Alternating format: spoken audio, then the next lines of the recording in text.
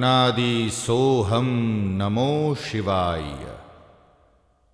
आता तुम्हाला सहज एक उत्सुकता लागून राहिली असेल, हे सद्गुरू बालदत्तनाथ कोण? उत्सुकता असेल तरच तिथे जाणं होतं. आम्हालाही अशीच उत्सुकता लागून राहिली होती. हे सद्गुरू बालदत्तनाथ कोण? त्यांना नेमकं काय सांगायचंय? काहीतरी वेगळं, आत्तापर्यंत आपण जे जे ऐकत वाचत आलो त्याहीपेक्षा काहीतरी वेगळं, तरी आगळं असं ते सांगतायत. मग जायचं का आपण तिथे? जिथे देवाची नाही तर आपल्या आत्मतत्वाची भेट घडवून दिली जाते, जिथे ओमची नाही तर सोहमाची प्रचिती मिळवून दिली जाते.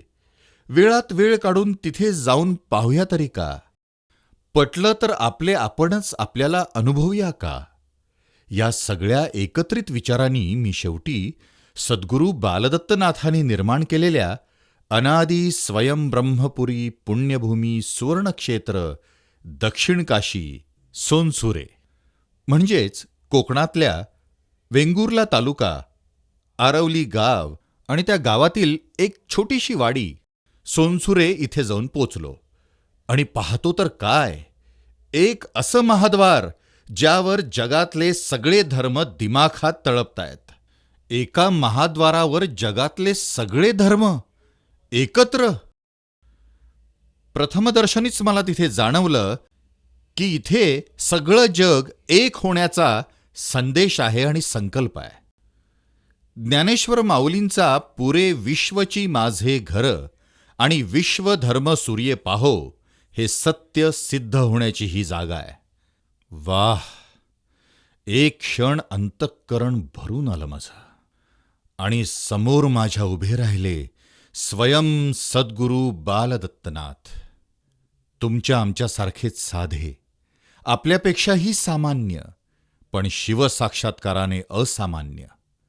एका असामान्याकडून घडलेलं हे असामान्य क्षेत्र, जिथे सामान्यही असामान्य घडतो आणि असामान्य घडता घडता इतरही सामान्यांना असामान्य घडवतो.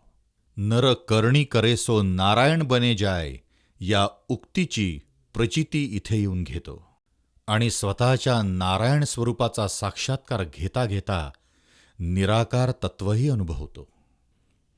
शिवसद्गुरू बालदत्तनाथांनी मला पाहताच क्षणी एक प्रश्न विचारला, काय रे, देवाक बघू केलंस की स्वतःक बघू केलंस?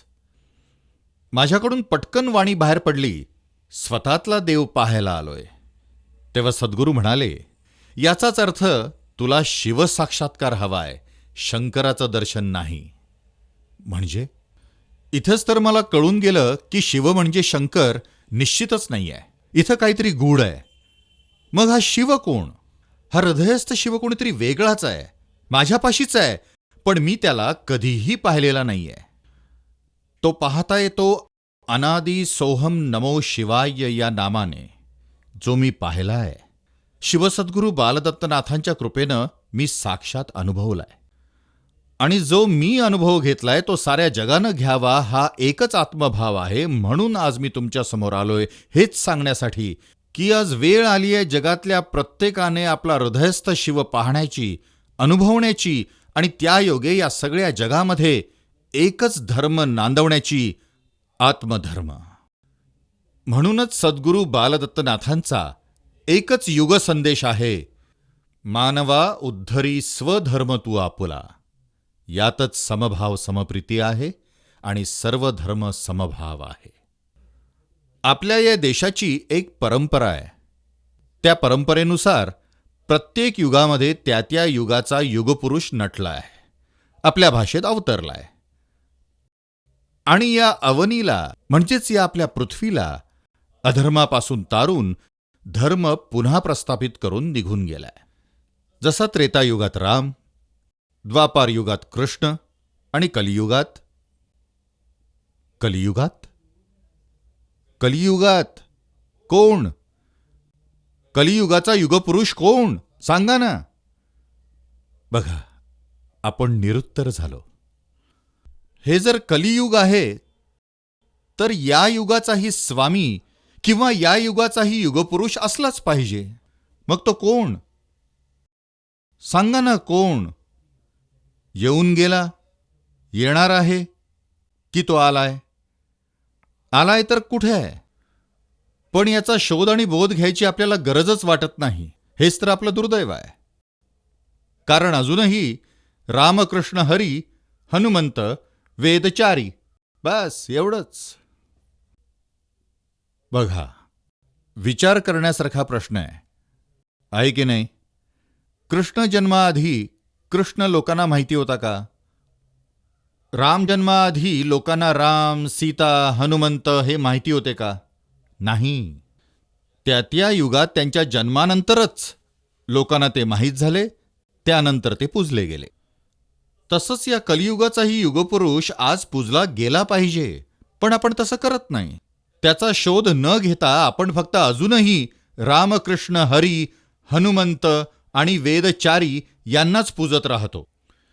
यांच्याही पलीकडे कोणीतरी आहे, त्याची आज या कलियुगाला खरी गरज आहे. कारण तो या युगाचा युगपुरुष आहे, या कलियुगाचा स्वामी आहे. आपला 10वा अवतार कल्की कलंकी. पण तो अवतरलाय कुठे? आहे कुठे तो? या आणि पहा, तो शिवकल्की नारायण, आपला आत्मनारायण. असा हा अवनीला तारणारा आत्मनारायण कल्की हा तुमच्या माझ्यामध्ये बीजरूपे आहे आणि त्याला आपण सगळ्यांनी सोहमानं सिद्ध करायचं आहे.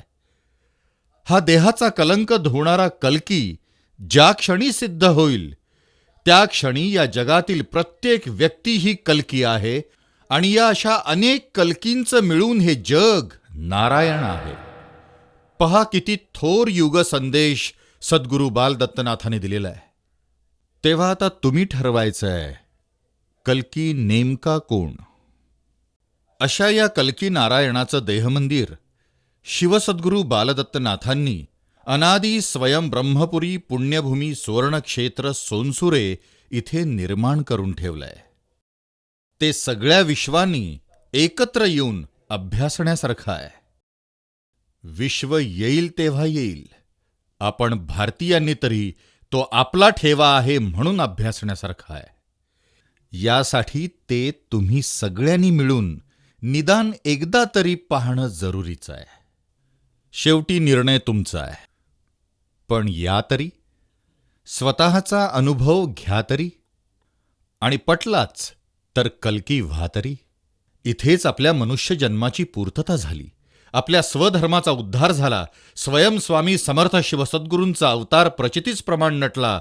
सत्यम ब्रह्म जयो भव. अनादि सोहम नमो शिवाय. अनादि सोहम नमो शिवाय.